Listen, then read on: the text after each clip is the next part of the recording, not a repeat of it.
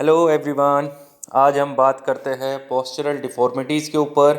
ये हमारा पार्ट 2 है पोस्चरल डिफॉर्मिटीज़ का, जो unit number 5 class 12 CBSE physical education subject.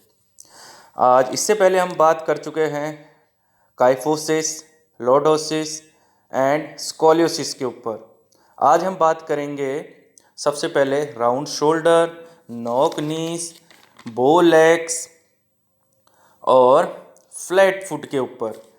ये बहुत ही कॉमन डिफॉर्मिटीज़ होती है इंडिविजुअल्स में। तो इसमें सबसे पहले हम बात करते हैं राउंड शोल्डर के बारे में। राउंड शोल्डर का जो साइंटिफिक नेम है वो है अबडक्टेड स्कैपुला। इसका जो साइंटिफिक नेम है वो है अबडक्टेड स्कैपुला।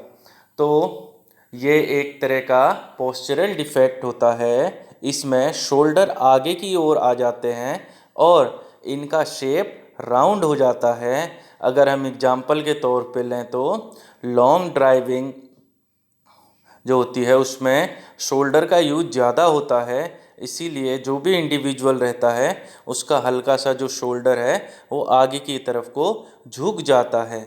सेकेंड वन अगर हम देखें तो wrong technique in bench press. अगर जो इंडिविजुअल जिम्स वगैरह में जाते हैं वो क्या होता है, वहाँ पे जो बेंच प्रेस परफॉर्म करते हैं अगर उसमें उनकी टेक्निक प्रॉपर नहीं होती है तो भी हमें राउंड शोल्डर हो सकता है। और किसी का स्टैंडिंग पोजीशन भी के कारण भी राउंड शोल्डर हो सकता है। अगर हम देखें फ़ोटो में जो हमें इमेज जो शो हो रही है, इसमें ये हमारा नॉर्मल पोस्चर है किसी भी इंडिविजुअल का।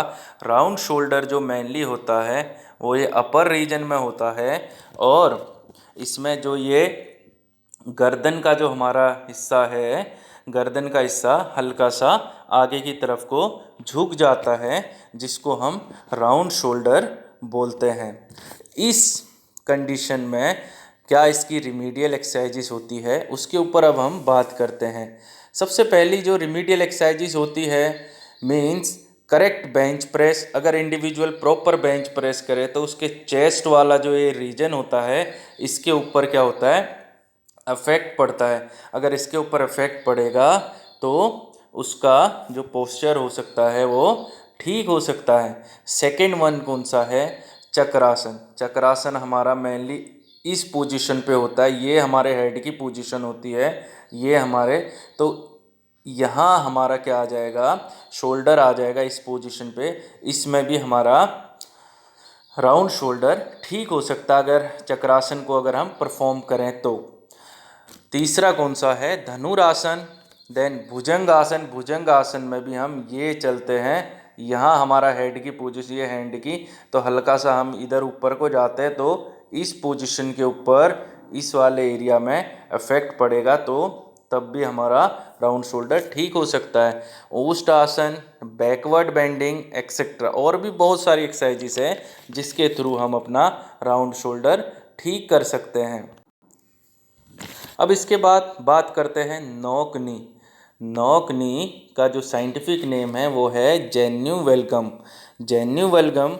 अब ये क्या होता है इसके ऊपर हम डील करते हैं, जो कि हमें इसमें दिखाई दे रहा है। जो हमारे नोट्स है इसमें भी हमें ये प्रॉपर शो हो रहा है।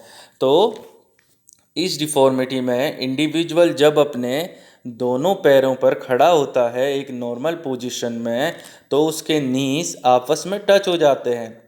मीन्स उसके नीस इनवर्ड डायरेक्शन में बेंड हो जाते हैं, जिससे नीस के बीच में जो गैप होता है वो नहीं बन पाता है और वहीं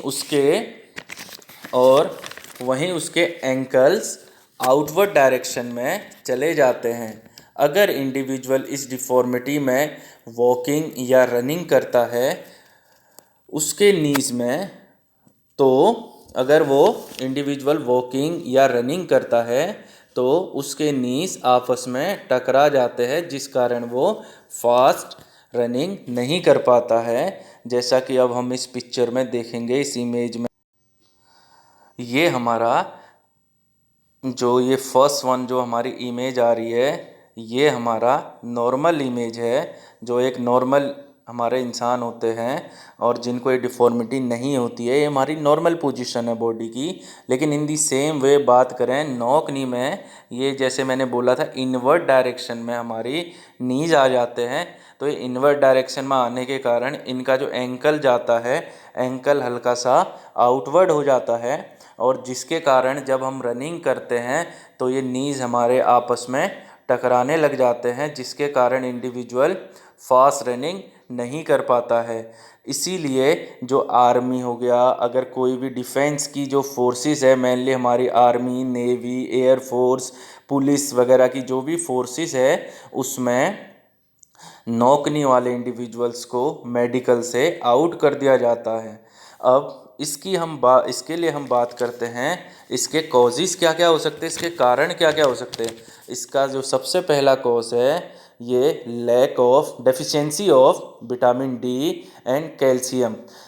मीन्स विटामिन डी की कमी से और कैल्शियम की कमी से हमें नौकनी हो सकता है। Overweight, weakness in muscles and bones, इस कारण भी हमें, अगर हमारी बोन्स और मसल्स अगर वीक है तब भी हमें नौकनी हो सकता है। और अगर हमारी बॉडी में वेट अगर ज़्यादा है, मीन्स एक्सिव वेट है, तब भी हमें नौकनी हो सकता है। अब बात करते हैं इसकी रिमीडियल एक्सरसाइजिस के ऊपर। अब बात करें इसकी रिमीडियल एक्सरसाइजिस के ऊपर, तो रिमीडियल एक्सरसाइजिस इसका वृक्षासन हो सकता है, पद्मासन हो सकता है, पिलो वॉकिंग हो सकता है बिटवीन दी लेग्स के अंदर में, अगर हम डालें नीज के अंदर में, ठीक है। और perform proper exercise like horse riding भी अगर हम करते हैं परफॉर्म, तो उससे भी हम अपना नौकनी को ठीक कर सकते हैं। और एक बहुत ही नॉर्मल जो आप लोग करते हो साइकिलिंग, अगर हम रेगुलरली अगर साइकिलिंग अगर करते हैं तो भी हमारे नौकनीज ठीक हो सकते हैं। नेक्स्ट अब हम बात करते हैं बोलेक्स। बोलेक्स का जो साइंटिफिक नेम है वो है जेन्युवेरम। ये नौकनी के अपोजिट डिफॉर्मिटी है। इस डिफॉर्मिटी में जब इंडिविजुअल नॉर्मल खड़ा रहता है तो उसके दोनों नीज के बीच में एक एबनॉर्मल गैप दिखाई देता है। मीन्स उसके दोनों नीज आउटवर्ड डायरेक्शन में बेंड हो जाते हैं। आपको इस इमेज में एक प्रॉपर आपको समझ में आ जाए। इस कंडीशन मीन्स ये जो हम ये बी इमेज देख रहे, ये वाली जो इमेज हम यहाँ पे दिख रही है हमें, ये नॉर्मल इंडिविजुअल है। ये जो है ये डिफॉर्मिटी, ये बोलेक्स है। ये जो हमारा जो गैप होता है ये एक्सिव भी नहीं होना चाहिए, ये ज़्यादा भी अगर गैप होगा तब भी हमें दिक्कत है। तो जब इंडिविजुअल अपनी एक प्रॉपर पोजीशन में खड़ा रहता है, अगर ये गैप ज़्यादा होता है तो उस इंडिविजुअल को हम बोल सकते हैं कि इसको बोलेग है। और इसके कुछ कॉजेज़ है जिसके ऊपर अब हम बात करेंगे। और नौकनी में क्या हो रहा था, नौकनी में ये इनवर्ड आ रहे थे, लेकिन बोलेक्स में क्या होता है ये बाहर की साइड को आउटवर्ड डायरेक्शन में हमारे अगर आउटवर्ड डायरेक्शन में ये जाएंगे तो ये जो एंकल है ये हमारे क्या होंगे, अंदर को आ जाएंगे। एंकल्स की पोजीशन हमारी हल्की सी और अंदर को हो जाएगी। इसका जो मेन कॉज है deficiency of vitamin D and calcium, obesity, मोटापा, जिसको हम बोलते हैं अगर वेट ज़्यादा होगा तो तब भी ये हमारे बैंड हो सकते हैं साइडवर्ड। और उसके बाद वीक मसल्स एंड लिगामेंट, ठीक है। मसल्स और लिगामेंट अगर हमारी वीक है और बोन भी अगर हमारी वीक है तो उसके कारण भी हमें बोलेग हो सकता है। इसके जो रिमीडियल्स जो मेजर्स है, जो करेक्टिव मेजर्स है, इसके अंडर में अगर हम बात करें तो इसके भी जो रिमीडियल एक्सरसाइजेस है, बहुत सारी एक्सरसाइजेस है, जिसमें हम सबसे पहले बात करते हैं अर्ध चक्रासन हो गया, अर्ध मस्तेंद्र आसन हो गया, गरुड़ आसन हो गया, और inward walking on edge. Means अपने जो फुट है उसके जो नीचे का जो हिस्सा है उससे जो इनवर्ड वॉकिंग अंदर की साइड को हम उसको वॉकिंग अगर करेंगे, मीन्स डेली अगर 5 मिनट भी करते हैं तो उसके थ्रू भी हम अपने इस बो लेग से निजात पा सकते हैं। नेक्स्ट हम बात करते हैं फ्लैट फुट। अब फ्लैट फुट की बात आ रही है, ये भी बहुत सारे बच्चों में एक कॉमन डिफॉर्मिटीज हो जाती है। फ्लैट फुट की जो डिफॉर्मिटीज होती है मींस 10:1 फिर भी हो जाती है। बहुत सारे बच्चे आते हैं पूछने के लिए। अब इसमें सबसे पहले इसका जो साइंटिफिक नेम है इसका पैस प्लेनस और फॉलन आर्च। पैस प्लेनस और फॉलन आर्च इसका साइंटिफिक नेम है, और फ्लैट फुट भी इसका नेम बोला जाता है। ये फुट रिलेटेड डिफॉर्मिटी होती है। हमारे फुट में एक नेचुरल आर्च होता है, यानी नेचुरल कर्व होता है, लेकिन इस डिफॉर्मिटी की वजह से वो आर्च फ्लैट हो जाता है, जिसकी वजह से हमारे complete sole of foot directly ground के कॉन्ट्रैक्ट में आ जाता है। इसकी वजह से कोई इंडिविजुअल लंबे टाइम तक स्टैंडिंग पोजीशन में रहेगा तो उसके लेग्स में पेन होने लग जाता है। अब इसकी बात करते हैं, ये क्या होता है ये इमेज में हम समझेंगे। ये जो इसमें दिखाई दे रहा है ये हमारा फ्लैट फुट है और ये हमारा नॉर्मल फुट है। अब इसमें हम क्या करेंगे, जो ये कर्व बनता है ये हमारे पैरों में यहाँ पे एब्सेंट है, मीन्स इसका पूरा जो एरिया है ये पूरा ग्राउंड से टच हो जाता है, और इसमें क्या होता है हल्का सा ये आर्च बनेगा। ठीक है, ये जो हमें नीचे इमेज में शो हो रहा है दोनों का अलग अलग। तो अगर हमें पता करना है कि हमारा फ्लैट फुट है कि नहीं है, मीन्स अगर हमें ये जानना है कि हमारा ये फ्लैट फुट है कि नहीं है, इसमें हम क्या कर सकते हैं, इसके लिए एक इक्विपमेंट आता है जो मेजर करते हैं हम इससे हमारा फ्लैट फुट है कि नहीं है। इसको हम क्या बोलते हैं, पेडोग्राफ बोलते हैं इस इंस्ट्रूमेंट को।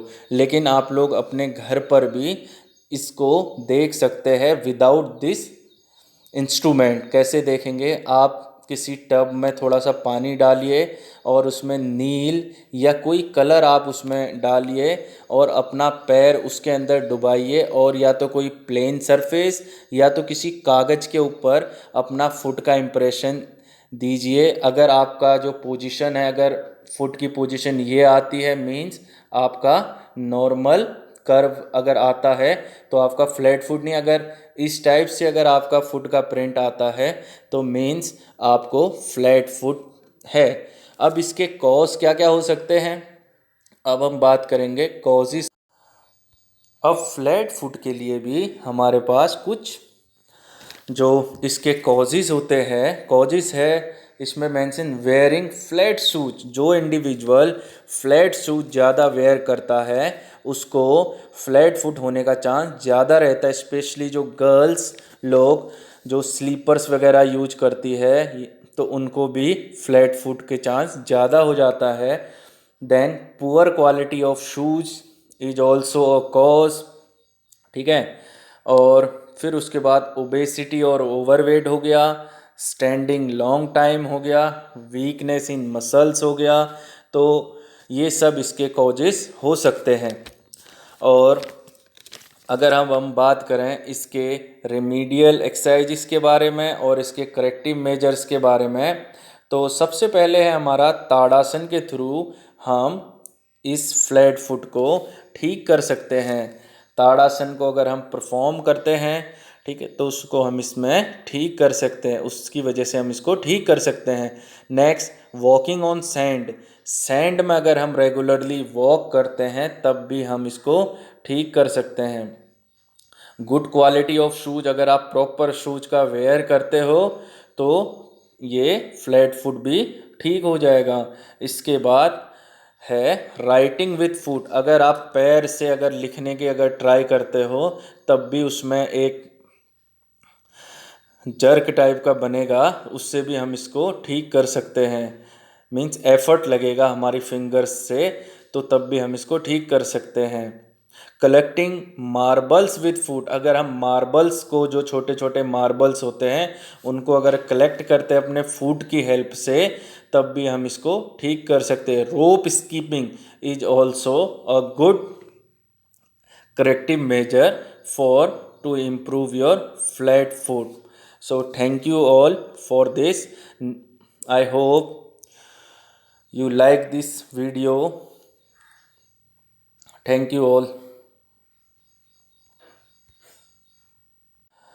and please share this video with your physical education friends also.